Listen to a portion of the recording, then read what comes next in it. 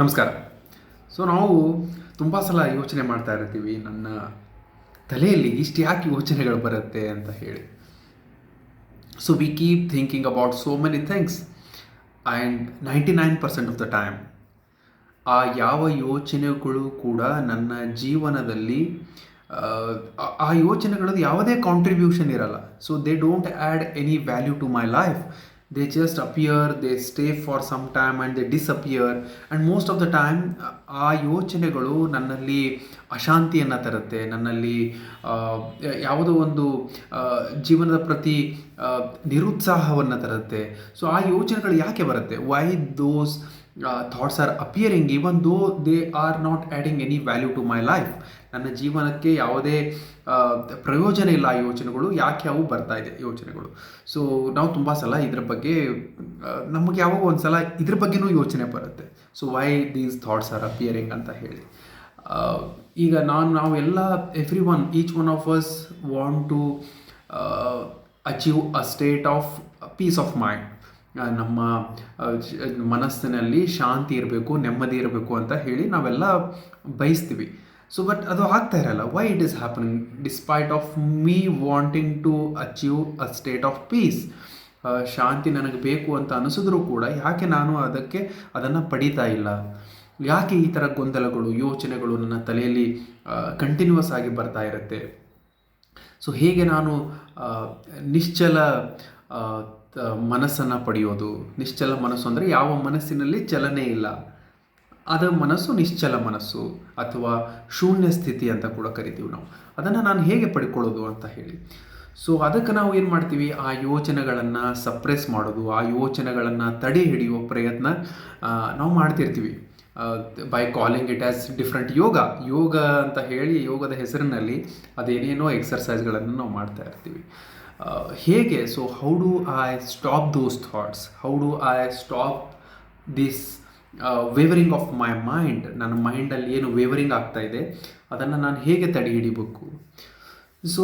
ಅದು ನೀವು ಮೂಲಭೂತವಾಗಿ ಅದರ ಕಡೆ ನಿಮಗೆ, if you want a permanent solution, ನೀವು ಟೆಂಪ್ರವರಿ ಆಗಿ ಏನೋ ಮಾಡಬೇಕು ಅಂತಂದರೆ ಏನೋ ಒಂದು ಸ್ವಲ್ಪ ನೀವು ಪ್ರಾಣಾಯಾಮ ಮಾಡೋದು, ಏನೋ ಒಂದು ಸ್ವಲ್ಪ ಆಸನ ಮಾಡೋದು, ಏನೋ ಒಂದು ಹಾಡನ್ನು ಕೇಳೋದು, ಏನೋ ಒಂದು ಸ್ವಲ್ಪ if you enjoy music, if you look at nature, ಯಾವುದೋ ಒಂದು ಬ್ರೇಕ್ ತೊಗೊಂಡು ಎಲ್ಲೋ ಒಂದು ಕಡೆ ಟ್ರಿಪ್ಪಿಗೆ ಹೋಗೋದು, ಇದೆಲ್ಲ ಹೋಗೋದ್ರಿಂದನೂ ಕೂಡ ನಮ್ಮ ಮನಸ್ಸಿಗೆ ಸ್ವಲ್ಪ ನಿರಾಳತೆ ಸಿಗುತ್ತೆ, ಶಾಂತಿ ಸಿಗುತ್ತೆ. ಆದರೆ ಅದು ಪರ್ಮನೆಂಟ್ ಆಗಿರಲ್ಲ. Again when you come back and start facing life, again you will come across this situation. ಇದಕ್ಕೆ ಪರ್ಮನೆಂಟ್ ಸೊಲ್ಯೂಷನ್ ಏನು? What is the permanent solution for this? How do I get rid of these undesiring thoughts? ಅದಕ್ಕೆ ನಾನು ಏನು ಮಾಡಬೇಕು ಅದರ ಬಗ್ಗೆ ನಾನು ನಿಮಗೆ ಸಂಕ್ಷಿಪ್ತವಾಗಿ ಹೇಳ್ತೀನಿ. If you look at your thoughts, ನಿಮ್ಮ ಯೋಚನೆಗಳ ಕಡೆ ನೀವು ಗಮನ ಕೊಟ್ಟರೆ, ಅದು ಯೋಚನೆ ಎಲ್ಲಿಂದ ಬರ್ತಾ ಇದೆ? From where that thought has sprouted. ಎಲ್ಲಿಂದ ಆ ಯೋಚನೆ ಅರೈಸ್ ಆಗ್ತಾ ಇದೆ ಅದರ ಕಡೆ ನಿಮ್ಮ ಗಮನ ಹೋದರೆ ನಿಮಗೆ ಗೊತ್ತಾಗುತ್ತೆ, ನಿಮ್ಮ deep within there is some desire. ನಿಮ್ಮಲ್ಲಿ ಯಾವುದೋ ಒಂದು ಬಯಕೆ ಇದೆ, ಆಸೆ ಇದೆ. ಆ ಆಸೆಯಿಂದನೇ ಈ ಯೋಚನೆ ಏನಾಗ್ತಾ ಇದೆ, ಚಿಮ್ಮುತ್ತಾ ಇದೆ, ಹೊರಗಡೆ ಬರ್ತಾ ಇದೆ. Deep within you there are so many desires. ಬೇರೆ ಬೇರೆ ಆಸೆಗಳಿದೆ, ಆಕಾಂಕ್ಷೆಗಳಿದೆ. Somewhere you have not found contentment. ನಿಮ್ಮ ಒಳಗಡೆ ಯಾವುದೋ ಒಂದು ಅತೃಪ್ತಿ ಇದೆ. ಆ ಅತೃಪ್ತಿಯಿಂದನೇ, ಆ ಆಸೆಯಿಂದನೇ, ಆ ಡಿಸೈರಿಂದನೇ ಈ ಯೋಚನೆಗಳು ಚಿಮ್ಮಿ ಹೊರಗಡೆ ಬರ್ತಾ ಇದೆ, ಈ ಯೋಚನೆಗಳು ಉತ್ಪತ್ತಿ ಆಗ್ತಾ ಇದೆ. ಈಗ ಆ ಯೋಚನೆಗಳನ್ನು ನಾನು ಸದೆ ಬಡಿಯೋ ಬದಲು ಅಲ್ಲಿ ಯಾಕೆ ನನ್ನಲ್ಲಿ ಅತೃಪ್ತಿ ಇದೆ, ಯಾಕೆ ನನ್ನಲ್ಲಿ ಇನ್ನೂ ಆಸೆ ಇದೆ, ಇನ್ನೂ ಯಾಕೆ ನನ್ನಲ್ಲಿ ಆ ತೃಪ್ತಿಯನ್ನು ನಾನು ಕಂಡುಕೊಂಡಿಲ್ಲ ಅಂತ ಹೇಳಿ ನಾವು ಗಮನ ಕೊಟ್ಟರೆ, ಆವಾಗ ಇದು ಏನಿದೆ, ಯೋಚನೆಗಳಿದೆ, ಅದನ್ನು ನಾವು ಸ್ಟಾಪ್ ಮಾಡ್ಬೋದು.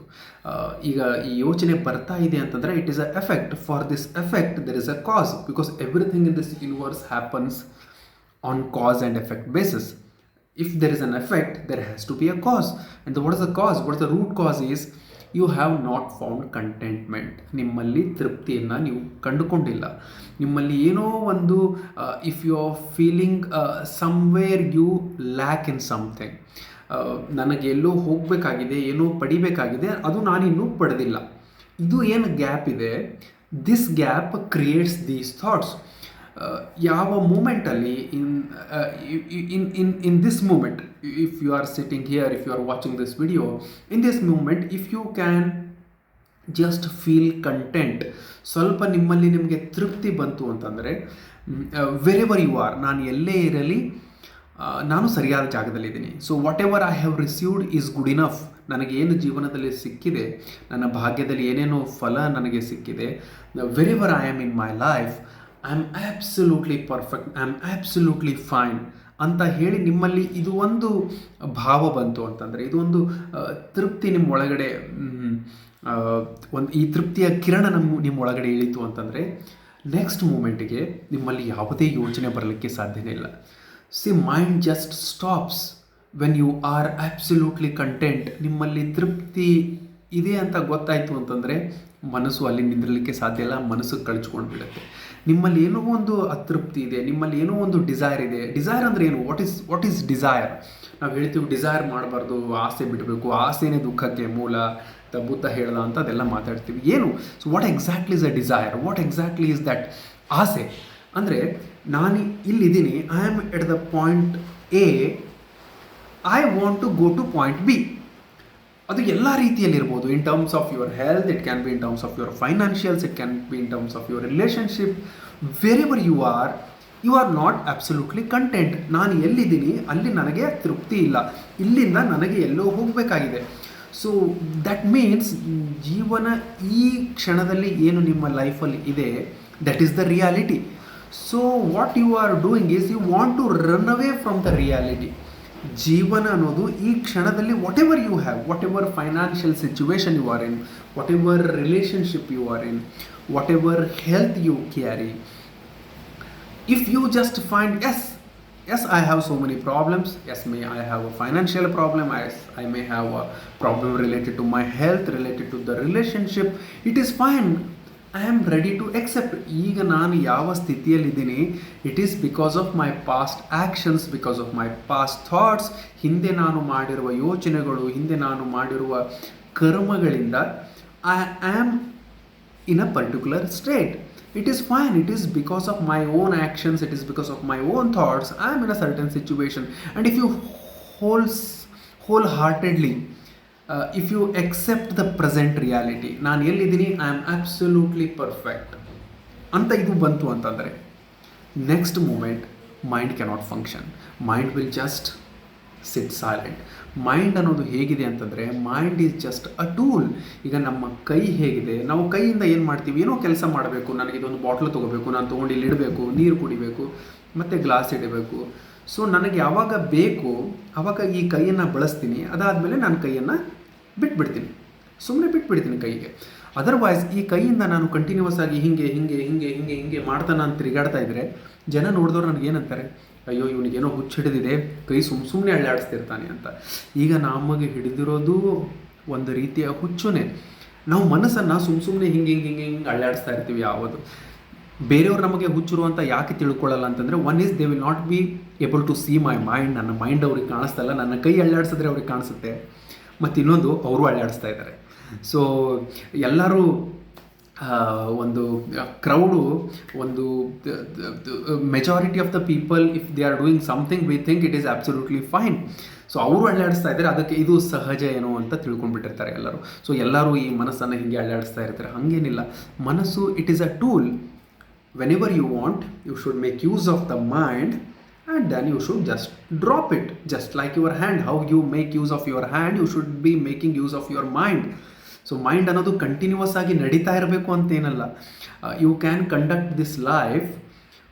ಅದರ್ವೈಸ್ ಏನಾಗುತ್ತೆ, ಮನಸ್ಸು ಕಂಟಿನ್ಯೂಸ್ ಆಗಿ ಅಲ್ಲಿ ಯೋಚನೆಗಳು, ಗೊಂದಲಗಳು ಇದ್ದರೆ ಏನಾಗುತ್ತೆ ಅಂತಂದರೆ, you will start conducting this life, you will start functioning from the prism of mind.